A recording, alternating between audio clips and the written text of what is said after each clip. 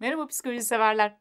Dış dünyayı, hayatı, başımıza gelen olayları algılama ve yorumlama biçimimiz, düşünme biçimimiz, daha sonra nasıl hissedeceğimizi, nasıl davranacağımızı, hangi seçimleri yapacağımızı, hayatımızı nasıl yaşayacağımızı, hatta sağlığımızı dahi etkiliyor. Peki madem bu kadar önemli düşüncelerimiz hayatımız için, acaba şu anda bizim dış dünyayı algılama, yorumlama, düşünme biçimlerimiz ne durumda, ne kadar sağlıklı? Gelin bir test edelim. Bunun için kağıdı, kalemi kapın, introdan sonra görüşelim. Biraz sonra size çeşitli örnek olaylar okuyacağım. Lütfen bu olayları dikkatle dinleyin ve bu ya da buna benzer bir olay sizin başınıza gelse, siz ne sıklıkla örnekteki gibi düşünürdünüz? Bunu ekrandaki ölçüye göre puanlayın. Yani bu ya da buna benzer bir olayın ardından hiç örnekteki gibi düşünmem, benimle alakası yok diyorsanız kendinize 0 puan verin o örnek olay için. Nadiren böyle düşündüğüm olur diyorsanız 1 puan verin.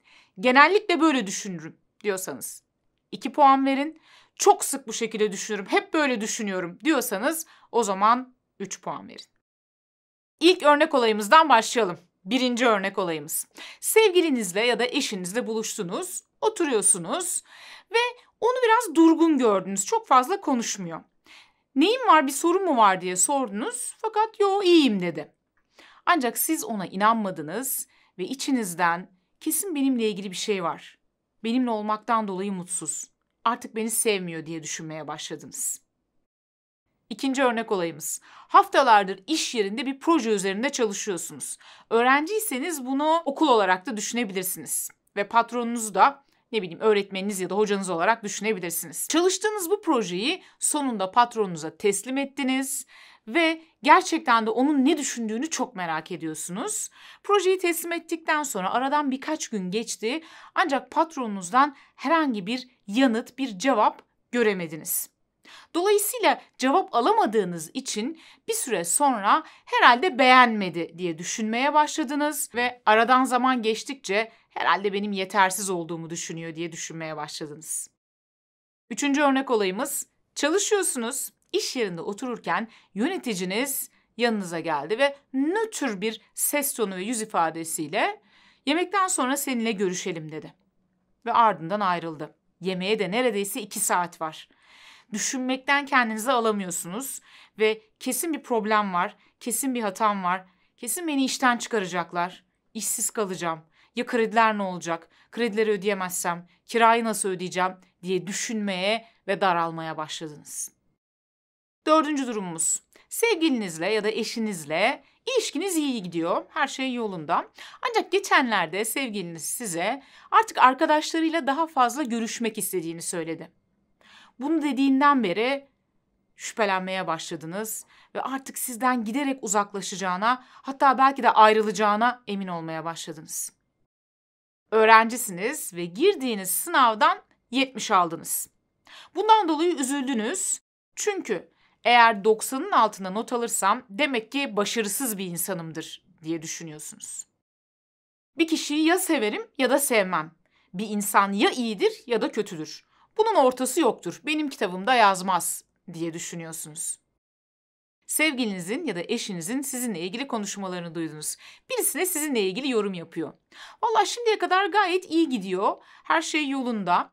Gayet zeki ve eğlenceli biri. Bazen biraz talepkar olabiliyor ama sorun yok dedi. Genellikle olumlu şeyler söylemiş olmasına rağmen siz o aradaki tek bir olumsuz yoruma odaklandınız ve kendinizi kötü hissetmeye başladınız. 8. olayımız yine bir öncekine benzer bir olay. Lisede öğrenci olduğunuzu düşünelim. Öğretmeninize bir projeyi teslim ettiniz ya da bir ödevi teslim ettiniz. Öğretmen bunu okudu ve ardından size ödevinizle ilgili yorum yapıyor. Dedi ki, yazım dilini çok beğendim, düşüncelerini gayet güzel ifade etmişsin. Ancak bir düşünceden diğerine geçiş üzerinde biraz daha çalışsan iyi olur dedi. Genel olarak aslında olumlu yorumlar almış olmana rağmen o aradaki tek bir olumsuz yoruma kafayı taktın ve kendini yetersiz hissetmeye başladın. Mutlu bir ilişkiniz vardı ancak bitti. Sevgilinizden ya da eşinizden ayrıldınız. Ardından şöyle düşünmeye başladınız. hiçbir zaman mutlu bir ilişkim olmayacak. Yalnız ve mutsuz öleceğim. Bir mağazada çalışıyorsunuz, sorunlu bir müşteriyle karşılaştınız ve oldukça yoruldunuz. Ardından şöyle düşünmeye başladınız. Böyle insanlar hep beni bulur zaten. Doğru düzgün insanlar hiç karşıma çıkmaz. Zaten iş yerinde de iyi değilim genel olarak. Ya zaten evdekileri de başaramıyorum. Ya zaten neyi iyi yapıyorum ki bu hayatta? Her şey berbat, hiçbir şey yolunda gitmiyor. İş yerinde ya da okulda ekipçe bir proje üzerine çalışıyorsunuz. Projeyi teslim ettiniz ancak sonuç başarısızlık oldu. Bunun ardından benim yüzümden oldu, benim hatam diye düşünmeye başladınız. Bir arkadaşınız son günlerde selam sabaha kesti. Yüzü de genellikle asık. Onun bu davranışının ardından kesin benimle ilgili bir şey var. Acaba ben neyi yanlış yaptım diye düşünmeye başladınız. Evet, örnek olaylarımız bu kadardı. Şimdi bu örnek olaylar ne anlama geliyordu ve aldığınız puanlar bize ne anlatıyor? Gelin bunun üzerine konuşalım. Efendim bizler bazen olanı olduğundan farklı algılarız. Buna psikolojide biz bilişsel çarpıtma diyoruz ya da düşünce hataları diyoruz. Yani dış dünyadaki herhangi bir olay aslında öyle olmamasına rağmen biz sanki öyleymiş gibi algılıyoruz. Ve onun üzerine duygularımızı ve davranışlarımızı şekillendiriyoruz.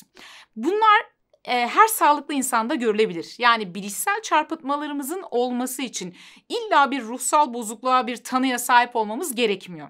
Sağlıklı insanlarda zaman zaman bilişsel çarpıtma hatasına düşebiliyorlar. Ancak bu bilişsel çarpıtmaların sayısı, sıklığı, şiddeti arttıkça işte o zaman ne yazık ki ruhsal sıkıntılara doğru yaklaşmış oluyoruz. Özellikle bazı çarpıtma türleri depresyonla, kaygı bozukluklarıyla yüksek derecede ilişkili. İşte az önce size saymış olduğum örnek olayların her biri bir bilişsel çarpıtma türüne örnekti. Peki hangi madde hangi bilişsel çarpıtma türüne giriyordu ve aldığınız puan ne anlama geliyor? Şimdi buna bakalım. Birinci ve ikinci maddede bahsettiğim örnek olaylar zihin okuma adını verdiğimiz bir bilişsel çarpıtma türüne giriyor. Nedir zihin okuma? Bazen bizler diğer insanların bizler hakkında olumsuz düşündüklerini varsayarız. Hatta o insanlar direkt olarak bunu söylememiş olsalar dahi davranışlarından, tavırlarından böyle çıkarımlarda bulunuruz ve adeta onların zihinlerini okuruz. İşte birinci ve ikinci maddedeki örnek olaylarımız bunu anlatıyordu bize. Eğer birinci ve ikinci maddeden kendinize 0 ya da 1 puan verdiyseniz sorun yok. Nadiren hepimiz zaman zaman böyle düşünebiliriz. Ancak 2'yi ya da 3'ü işaretlediyseniz o zaman bu durumda sizde de zihin okuma, bilişsel çarpıtma türü bulunabilir. Bunu fark edin ve bundan sonraki süreçte daha dikkatli olmaya çalışın. Kendinizi böyle düşünürken yakaladığınızda hep şu soruyu sorun. Acaba böyle düşünmek için elimde yeterli düzeyde kanıt var mı? Böyle düşünmem ne kadar gerçekçi, ne kadar objektif, ne kadar sağlıklı. Üçüncü ve dördüncü örneğimizdeki bilişsel çarpıtma türümüz felaketleştirme ya da falcılık bilişsel çarpıtma türüydü. Bu çarpıtma türünde de başımıza gelen olayları sanki bir felaketmiş gibi algılarız ve bundan sonrası için de geleceğin olumsuz olacağını varsayarız. Yani bundan sonraki süreç bir felaket şeklinde olacak. Çok korkunç, olumsuz bir son bizi bekliyormuş gibi düşünürüz. Böyle varsayarız. Falcılık ya da felaketleştirme bilişsel çarpıtma türü kesinlikle sağlıklı değildir. Özellikle kaygı bozukluklarına doğru giden yolda bize eşlik eden düşünce biçimleridir. O yüzden eğer siz de 3. ya da 4. maddede yine 2 ya da 3'ü işaretlediyseniz şöyle bir düşünce biçimlerinize göz atın ve yine acaba gelecekle ilgili böyle çıkarımlarda bulunmam için elimde yeterli kanıt var mı diye sorgulayın lütfen. 0 ya da 1 işaretlediyseniz bunda sıkıntı yok. Zaman zaman nadiren hepimiz gelecekle ilgili olumsuz tahminlerde bulunabiliyoruz. 5 ve 6. örneğimizdeki bilişsel çarpıtma türü ya hep ya hiç ya da siyah beyaz düşünme biçimi dediğimiz bir düşünce hatası. Bu düşünce biçimlerinde bizler başımıza gelen olayları ya iyi ya kötü, ya muhteşem ya felaket olarak yorumlarız. Ortası yoktur. Yani her şey ya siyahtır ya beyazdır. Griler yoktur. Bu tarz düşünme biçimi elbette ki sağlıklı değil, objektif değil. Çünkü aslında yaşama genel olarak baktığımızda hiçbir şey %100 iyi ya da %100 kötü değil. Her iyinin içerisinde biraz kötülük, her kötünün içerisinde biraz iyilik var. Yani aslında her şey siyah ya da beyaz değil, daha çok griler hakim. Dolayısıyla yine eğer bu örnekte kendinize 2 ya da 3 puan verdiyseniz şöyle bir hayata ve bakış açınıza bakın. Gerçekten de genel olarak olayları böyle görme eğiliminde misiniz? Eğer böyleyse bunu fark edin ve kontrol etmeye çalışın. 7. ve 8. örneğimizdeki çarpıtma türü zihinsel filtreleme.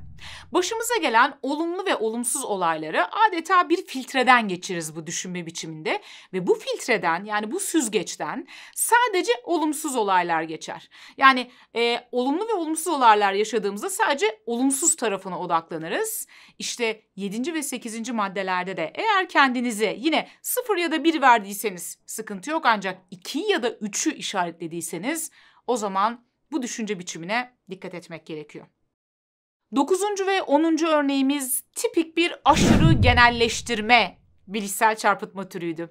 Aşırı genelleştirme özellikle depresyonla yakından ilişkilidir. Depresif kişiler aşırı genelleştirme bilişsel çarpıtma türünü çok kullanırlar. Nedir aşırı genelleştirme?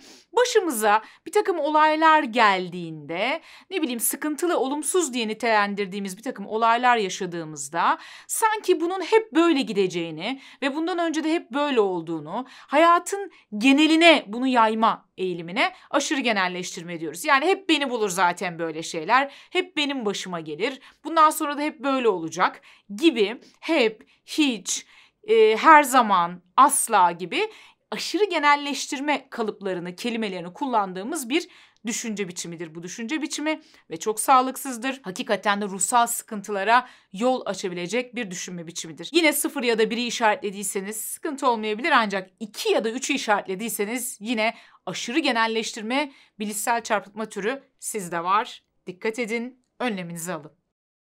11. ve 12. örneklerimize gelelim. Bu örneklerdeki bilişsel çarpıtma türümüz ise kişiselleştirme ya da aşırı alınganlıktı.